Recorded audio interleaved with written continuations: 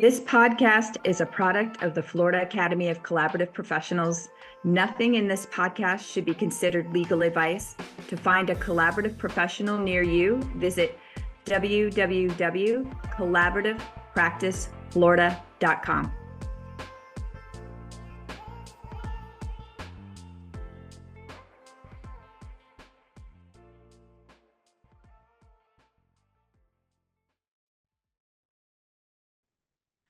I'm Catherine Eaton, a collaborative family law attorney and a member of the Florida Academy of Collaborative Professionals. Today's guest is Britney Penaherrera, and hopefully I said that correctly. Britney is a family law attorney, and she's about to launch her own collaborative law firm, and she's calling it Divorcing Differently, and she's going to focus exclusively on out-of-court dispute resolutions. She's an attorney in the Tampa, Florida area. She graduated law school from the University of Florida. She's a Florida Supreme Court certified mediator. She just graduated from the she's a fellow now of the Florida Academy of Collaborative Professionals Leadership Institute. Of course, she's collaboratively trained, and her practice group is Next Generation Divorce. So welcome, Britney. Thank you for being a guest on the podcast this morning. I appreciate you taking the time. And I know that the topic that we would like to talk about, and I want to hear your views, is how do you find a collaborative attorney? How do you find one? And when you see a whole list of them, how do you know which one is the right one to hire? Yeah, thank you so much. I appreciate that. I'd like to even back it up just a little bit. Like, how do you, even if you are on the fence about collaborative, right? We always certainly hope that you choose a collaborative law process because we believe in it. It has a value system, and we believe it's the most impactful way to restructure your family, right? But let's say you're on the fence. How do you pick an attorney in general when you're about to start the divorce proceedings? And maybe you're on the fence about just collaborative in general. So I would say, what is the typical advice that people get when they're starting to partake in the process, right? Like, you start telling your family and friends, I want a divorce. And the first thing inevitably that everybody will say is, you need a shark, you need a pit bull, you need someone who's out for blood. I want the most aggressive. I want men's rights, women's rights, kids' rights, whatever it could be. Those are the adjectives that follow any divorce attorney if you were to ask just the general public, and it breaks my heart. Yeah. And for take them to the cleaners, get them for every dime. Yes. And then someone's going to say it's going to cost you a lot of money. Yes. And so why is that, right? And so I think when we're in divorce or going into that process, there's so much fear. How am I going to pay my bills? Where are my kids going to sleep? How does this look? Do I have to go back to work? Do I have to change my jobs? Do I have to change my child's school? So this fear comes in and it overwhelms, right? And it's paralyzing. It's how do you make all these decisions? You're panicked, you're freaked out. So I think innately, just the human spirit just retracts to this very primal stage of, I want to feel protected right now, because now I can't trust the number one person in my life that I was supposed to be able to trust to be there for me always, right? And so we get into these places where we feel we just need this champion, this gladiator to come to us and help us, navigate forward. And nothing about those traits could be further from the truth and what I think you should be looking for in a divorce attorney. And why is that? Unfortunately, your case can be made or broken because of the attorney you hire, collaborative or not. For instance, there are cases that when they come across my desk, let's say the other spouse has already served you, then I know what they're going to be asking for. I immediately, before reading the petition, I go and I look, who's the other attorney? And I can tell you that attorneys may not say this to potential clients, but if I see a handful of names of those aggressive shark attorneys that are taking you to the cleaners at the end of that petition, I innately know your divorce is going to cost double. I innately know your divorce is going to take twice as long. And there are some cases where I believe the other attorney is so bad, I turn away that client and say, I don't think I can represent you because I don't feel good. I'm sorry that your spouse chose that person. However, I just think it's going to be a disastrous process because that person is so unreasonable that I just don't want the headache.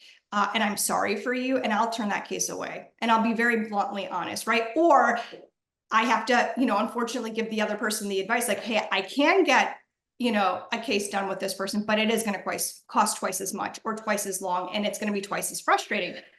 You don't need that because depleting your marital funds only hurts you and it only hurts your kids, right?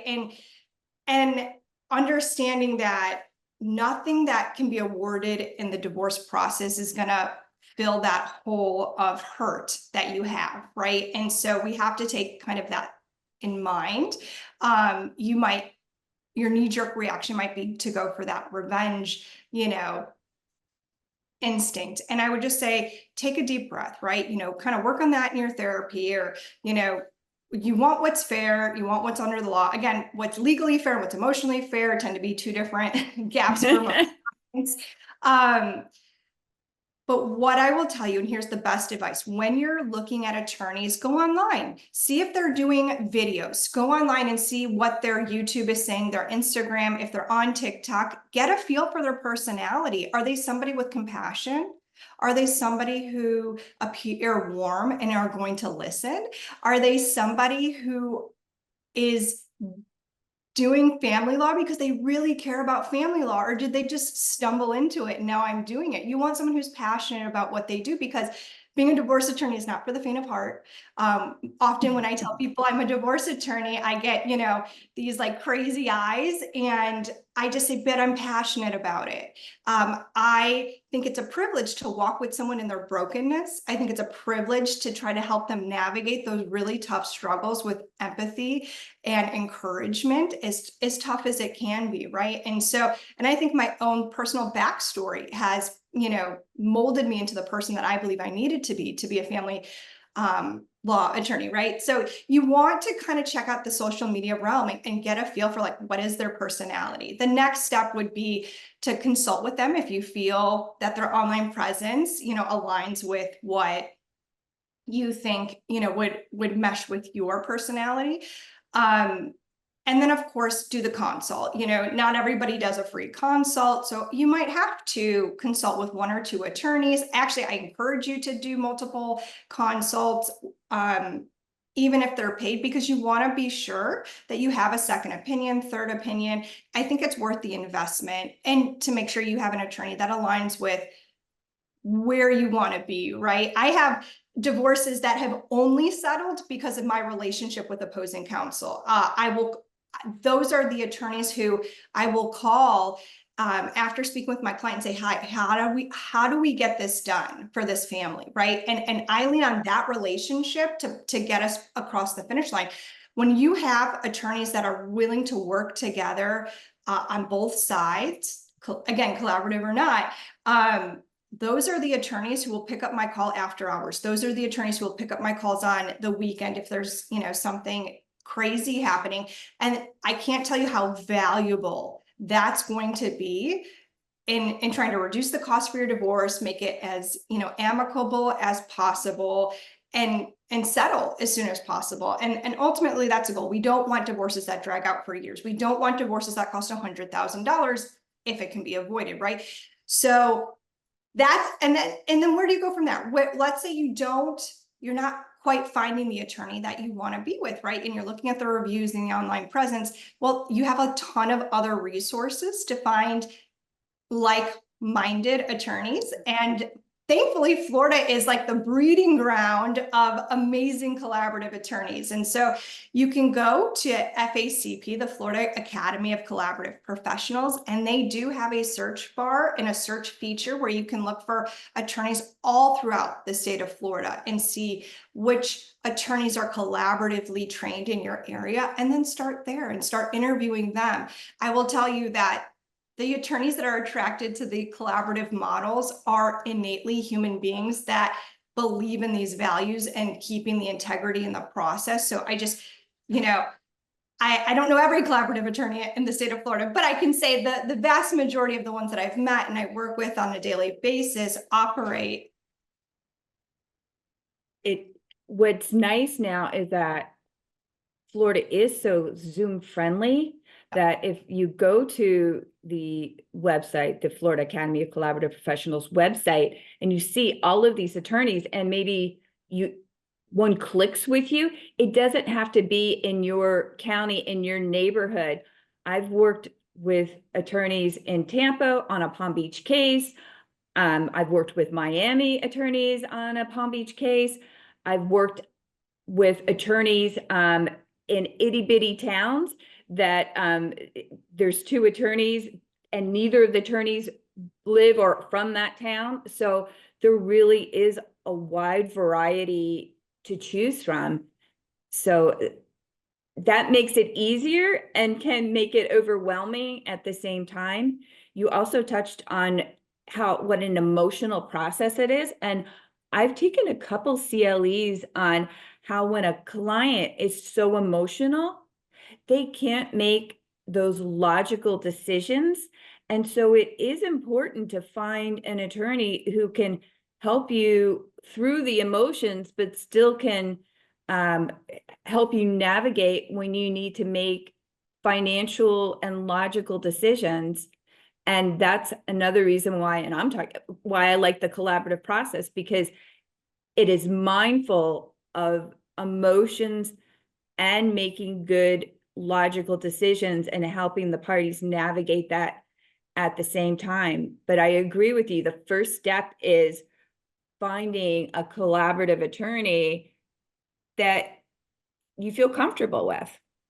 Yeah, I think you bring up a really good point, is the virtual world and how are we doing divorces today? And I think COVID really launched us into this new stratosphere, but I'm loving it, honestly. I get to do divorces at home in a hoodie and with my coffee, and nothing could make me happier than doing that. But yeah, I like, and I've had cases where exactly what you said, the opposing attorney is in South Florida, 4 hours away from me, right? And so I have clients that I've only met virtually and I've never met them, face to face, and we have these meetings. And thankfully, if you're living in the state of Florida, you can use any attorney in the state of Florida that's licensed in that state, right? So if you live in Tallahassee and you like an attorney from their social media page or your consult, whatever, and you want to work with them, you can. There is nothing stopping you from engaging that attorney. And so that's also something I don't think a lot of clients understand. Like, they think they need to get a hometown attorney. I'm going to get, they need to know the judges. Well, if you're doing collaborative, that really doesn't matter because we're doing everything outside of court anyway. We're only sending the final agreement. And some of the strategy is even, I had a case where my client, I think, lived in Orlando. There was another client who lived in Miami. I mean, everybody was just across the state. And we ended up filing in some obscure county in the state of Florida, right? So it didn't have anything to do with where I lived, where the client lived, where the other client lived. So that gives us a lot of flexibility in what we can. Privacy. Yes. Privacy. Nobody knows your business. Nobody knows that your divorce was filed in some small town that neither you or your spouse live in. So let's talk about the privacy issue, because so the parties find the attorneys, they're working on an agreement, they have the team set up. And why is privacy important? What's your opinion? I think privacy may not be important to everybody. I think privacy is important to some. So I've had military cases where one spouse has a very high clearance and they don't want their record potentially ever coming under question that would affect their career.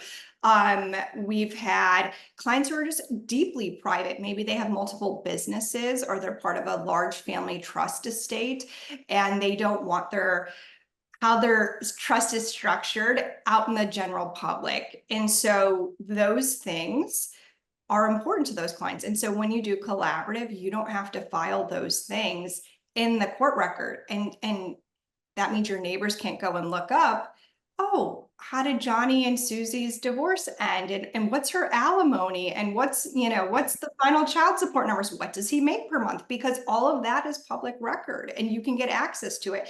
So if you're choosing the collaborative model, and there's some counties that are very collaboratively friendly who allow us to really limit all the information that would normally be shared in a traditional divorce. And they allow us to pare it down to just the very bare bones. So we don't have to put your personal business online if people knew how to search and look for it, right? And so that is important for a lot of families, but I like to keep that privacy. Even if someone didn't say that that was a concern of theirs, I always still operate with that mode. But if someone comes with me with additional concerns of, privacy, then we might even switch gears and look at what county should we be filing in, to tailor it, to really try to limit how much exposure that person may have. And their own nosy teenage children. Ooh, that's a good one. That's a good one. Yeah. Yeah. You may just want to keep it between the two of you and really keep the children out of it and the teenage children out of it. Yeah. And that's a way to do that. A goal really is to keep the children out of it. It's not their divorce. They feel it, the impact of it, but it's really not their divorce. So let's circle back about when you're looking for an attorney and whether you're on the fence about collaborative or you're just on the fence of what process to use. What do you think about, well, I don't want to feed you the answer, but when you go for a consult, the attorney should tell you about all the different processes, right? So, collaborative is one of those processes that they should be discussing with you. So what do you think about, what's your strategy when somebody says, hey, I'm getting a divorce, what do I need to know?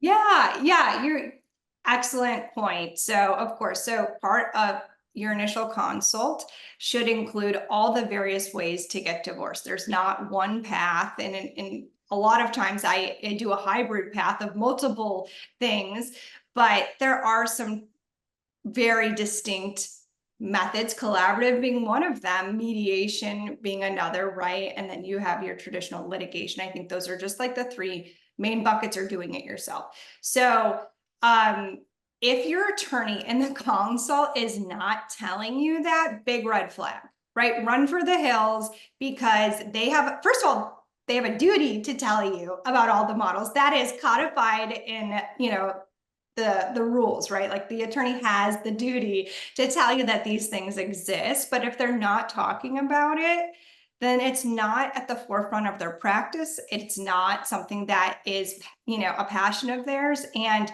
it just screams the opposite direction. You need someone who is going to say, we can do it this way. We can do it, all the various ways, so that and you have all the information that you need to go out there and make the best decision for you and your family and how to proceed forward. So if you have an attorney who's just one-track minded, well, understand that is going to hurt you in multiple ways. You need an attorney who's going to be creative and say, maybe we can hybrid some of these models or hybrid some of these pathways for you to try to get you to the resolution that you're looking for the quickest, right?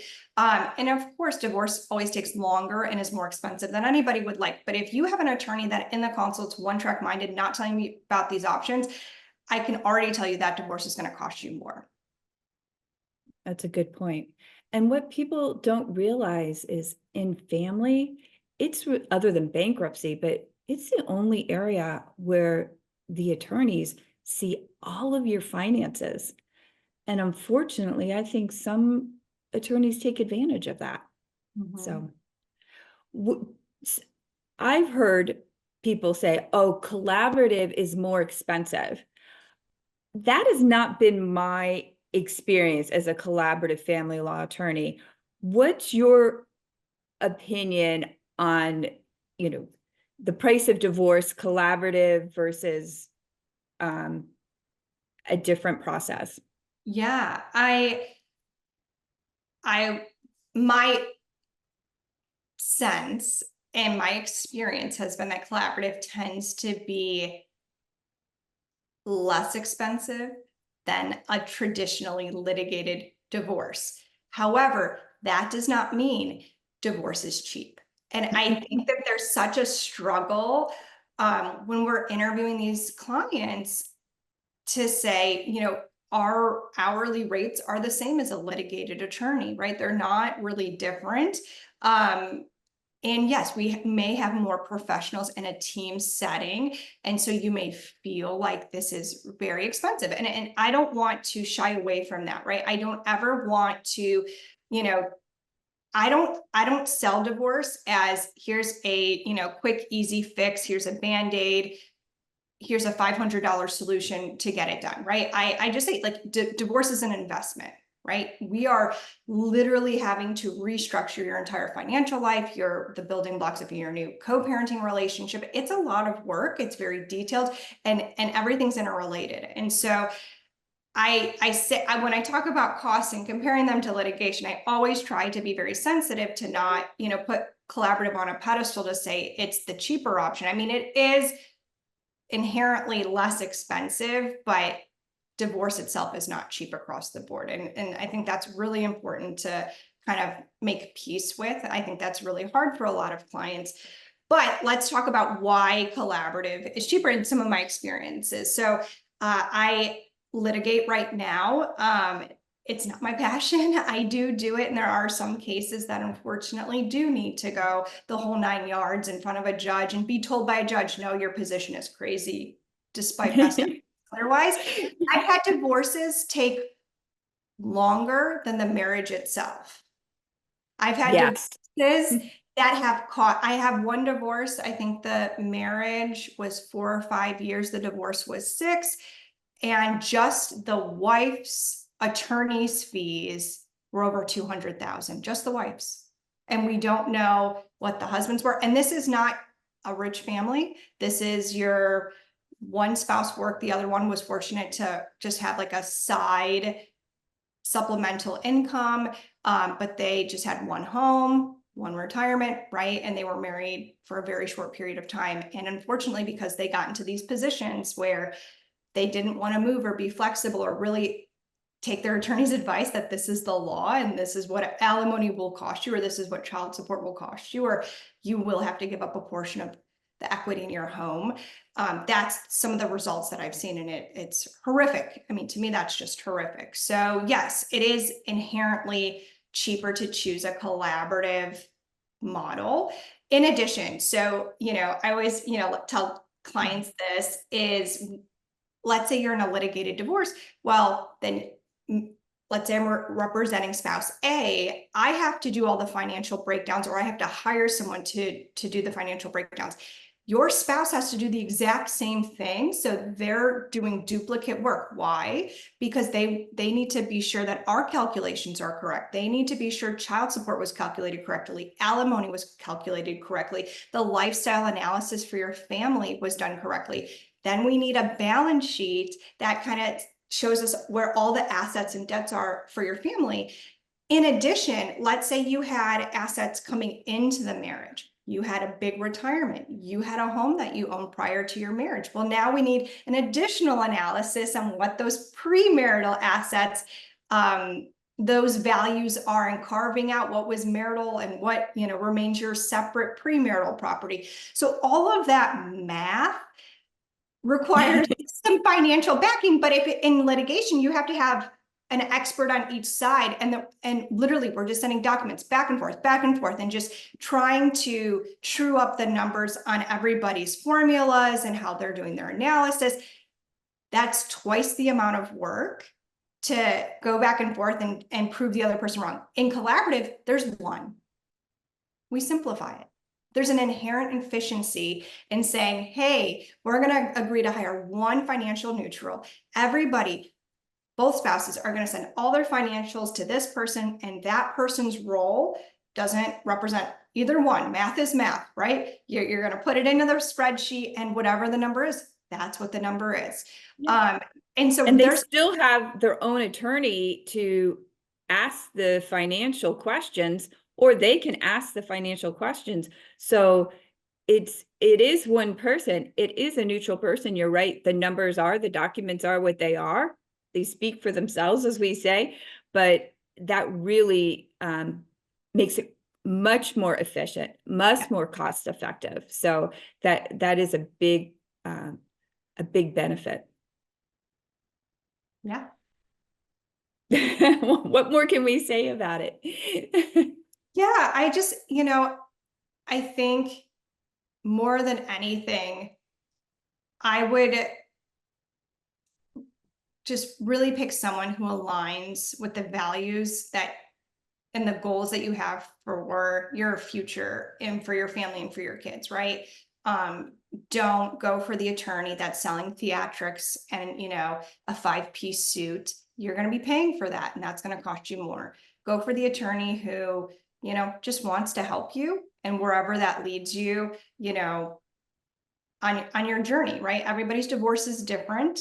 It's unique to them, but collaborative allows us to tailor it specific to your family, and we can do things that judges cannot, right? So if you need a creative solution to try to keep your marital home so you have more time to refinance, we can build that in the collaborative process. A judge cannot.